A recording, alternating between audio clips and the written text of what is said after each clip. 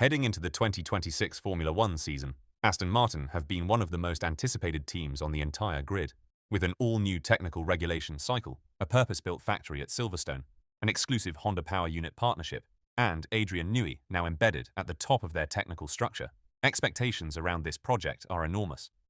This is a team that has deliberately positioned itself to take advantage of a reset moment in Formula One, and because of that, the AMR26 has been one of the most closely watched cars of pre-season testing. Despite that anticipation, Aston Martin left their first meaningful appearance extremely late. On Thursday, day 4 of pre-season testing, with just under an hour of running remaining, the AMR26 finally emerged from the garage. The timing alone was notable, suggesting that this outing was never intended to be a representative performance run, but rather a highly controlled systems and validation exercise. Lance Stroll was the driver at the wheel, completing what appeared to be an installation lap in the very limited, grainy footage that circulated from the circuit. Beyond that, only a handful of distant low-resolution images were captured. Reports from the paddock indicate that Aston Martin completed very few laps before the car stopped on the track, triggering a red flag and effectively bringing the day's running to an abrupt end. However, despite the limited mileage, Aston Martin themselves released a single clear, high-resolution image of the AMR26 exiting the pit lane. Combined with the lower-quality trackside shots, this still gives us just enough material to begin dissecting the car's underlying aerodynamic philosophy. After carefully adjusting the brightness and contrast of this image, several design choices become immediately apparent. Even in this early, incomplete form, the AMR26 stands out as one of the most aerodynamically assertive cars we have seen so far in testing, and that assessment is driven by specific architectural decisions rather than surface-level aggression. Starting with the airbox, Aston Martin have adopted a noticeably smaller, more triangular intake profile. This places them in a very small minority, with Ferrari being the only other team to have clearly committed to this style so far.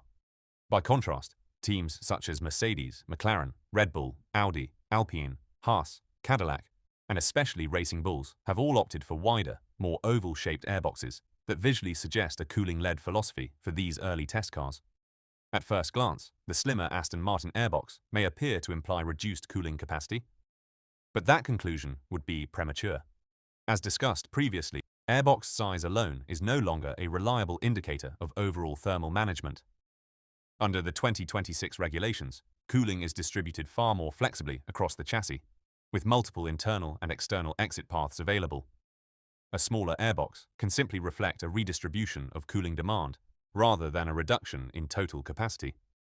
In Aston Martin's case, this interpretation becomes more compelling when you examine the rear of the chassis. From the clearer head-on image, a subtle bulging form can be seen near the rear of the chassis, but it is from the grainier side-on shot that the feature becomes more obvious. Viewed from this angle, the bulge appears to terminate in a visible opening. An initial and entirely reasonable assumption would be that this is some form of cooling outlet, particularly given the relatively compact airbox. However, after closer inspection and further research, it appears increasingly unlikely that this element is primarily thermal in nature. What this feature most likely represents is a rear floor expansion pocket or pressure conditioning cavity integrated into the outer floor edge ahead of the diffuser. Rather than acting as a conventional inlet or outlet, the visible open space likely serves as a controlled expansion volume, allowing airflow to slow, expand, and stabilize before entering the diffuser region. This interpretation aligns closely with the constraints of the 2026 regulations. Diffuser volume and aggressiveness have been heavily reduced, limiting how much raw expansion can occur at the rear of the floor. In that context, geometry becomes a more valuable tool than add-on devices. By shaping volume into the floor itself, Aston Martin can manage pressure recovery without relying on winglets or external appendages that are either restricted or aerodynamically inefficient under the new rules. The primary function of this cavity is therefore likely to improve the quality of airflow feeding the diffuser, reducing the risk of flow separation and maintaining rear downforce consistency as ride height, pitch, and active aerostates change. A secondary benefit is increased tolerance to heave and ride height variation, which will be critical for the lighter, higher-riding 2026 cars operating on rougher circuits and curbs. Philosophically, this approach is extremely consistent with Adrian Newey's historical design thinking. Rather than chasing peak load numbers, Newey has repeatedly prioritized flow stability, pressure management, and a wide operating window. He tends to favor subtle volume manipulation over visually dramatic aerodynamic devices, and this feature fits that pattern almost perfectly. It also reinforces the idea that, at least conceptually, the AMR26 may be the most aerodynamically aggressive car we have seen so far in testing, potentially even more so than McLaren's MCL40. This rear floor pocket is a solution unique to Aston Martin at this stage, and uniqueness during a regulation reset is often where early competitive advantages emerge. History offers a useful parallel here. Newey's work on the exhaust-blown diffuser was a cornerstone of Red Bull's dominance from 2010 to 2013. Not because it produced spectacular peak figures, but because it delivered consistent, repeatable rear load across a wide range of conditions. While the AMR26 feature is not a direct analogue, it may represent a modern interpretation of the same underlying philosophy. Beyond its primary purpose, this rear floor cavity likely brings several secondary aerodynamic advantages. It probably improves your robustness, helping the diffuser remain effective when the car is cornering and not perfectly aligned with the airflow. Its proximity to the rear tire envelope also suggests a role in managing tire wake, shielding sensitive diffuser edges from turbulent flow shed by the rear wheels. Additionally, with active aerodynamics constantly switching between low drag and high downforce states in 2026, this cavity may act as a pressure buffer, smoothing transitions and reducing sudden balance shifts at the rear axle.